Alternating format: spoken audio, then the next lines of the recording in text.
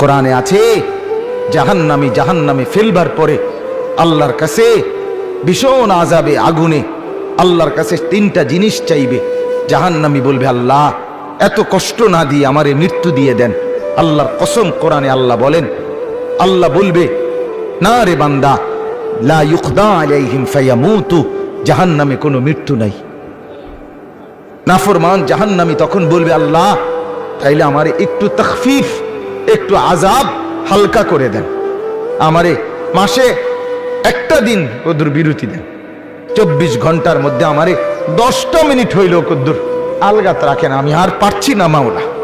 আল্লাহ তাআলা বলেন, ওয়ালা ইউখাফফাফু মিন আযাবিহা, না রে নাফরমান, 1 সেকেন্ডের জন্য জাহান্নামের আযাব কমানো হবে না। 3 নাম্বার, নাফরমান বলবে, আল্লাহ তাইলে আমারে দুনিয়ায় একটু ফেরত যাইতে দেন, আমি নেক আমল করব এবার গেলে। আল্লাহ বলেন, যেদ্দুর হায়াত দিলে নেক আমল করা যেত, ওদ্দুর হায়াত দিয়েই তোমারে আনছি, আর ফিরবা না।